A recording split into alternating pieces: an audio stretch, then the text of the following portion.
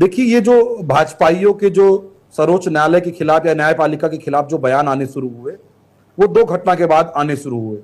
पहली घटना वो थी जहां पर न्यायालय ने तमिलनाडु के राज्यपाल की मनमानी का खंडन किया, और दूसरी घटना वक्फ अधिनियम में सुनवाई। आप देखिए कि वक्फ अधिनियम की जो सुनवाई है उसमें न्यायालय ने अभी कोई अंतिम आदेश नहीं दिया है। उसके पहले भाजपाई लोग बिलबिला गए और बौखला गए। मैं कहता हूं कि इस सरकार ने सर्वोच्च न्यायालय के दो आदेशों को पलट दिया संसद में विधेयक लाकर। एक तो दिल्ली का प्रशासनिक मुखिया कौन होगा, उस आदेश को मोदी सरकार ने सदन में विधेयक लाकर पलट दिया। दूसरी बात कि सर्वोच्च न्यायालय ने जो मुख्य चुनाव आयुक्त और चुनाव आयुक्त की नियुक्ति को लेकर जो दिशा निर्देश जारी किए थे, उस दिशा निर्देश को सरकार ने सदन में विधेयक लाके पलट दिया। मैं कहता हूं कि अभी भाजपा के प्रवक्ता कह रहे थे कि आपातकाल कांग्रेस ने लगाया, तो कांग्रेस ने आपातकाल लगाया, तो आपातकाल एक संवैधानिक प्रावधान है। संविधान में 352 से लेकर 360 अनुच्छेद में इसका वर्णन किया गया है। तो यदि कोई भी व्यक्ति, सुनिए पहले सुनिए तिलक जी, यदि कोई भी न्यायालय में बैठा न्यायाधीश अपनी गरिमा मर्यादा के अनुरूप व्यवहार नहीं कर रहा है, वो विधि के खिलाफ कोई काम कर रहा है, तो निश्चित रूप से उसकी आलोचना भी होनी चाहिए और उसको हटाया भी जाना चाहिए। किंतु इसका एक तरीका संविधान ने बताया, जैसा मैंने पहले कहा, उस तरीके से सत्ता पक्ष महाभियोग लाए, उस पर सदन में चर्चा हो और सत्ता पक्ष ये साबित करे कि हाँ, इस न्यायाधीश ने यहां पर इस विधि का, इस संविधान का उल्लंघन किया है, उसको हटाए।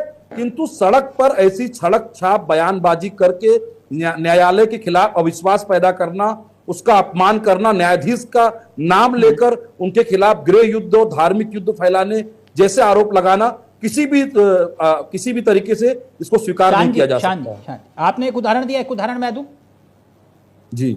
शाहबानू के केस पर सुप्रीम कोर्ट का फैसला किसने पलटा था? उस सरकार का नाम बताइए। क्या प्रश्न किया आपने तिलक जी? मैं सुन नहीं पाया। मैंने कहा शाहबानू के केस पर सुप्रीम कोर्ट का फैसला किसने पलटा था? कृपया उस सरकार का नाम बताइए।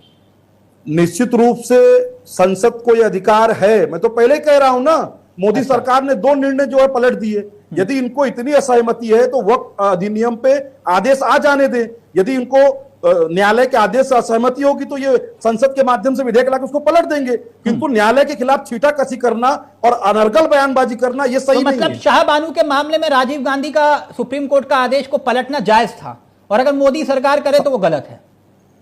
तो गलत, मैंने कब कहा गलत है? ये तो अधिकार खुश कर रहे थे राजीव गांधी। गलत है।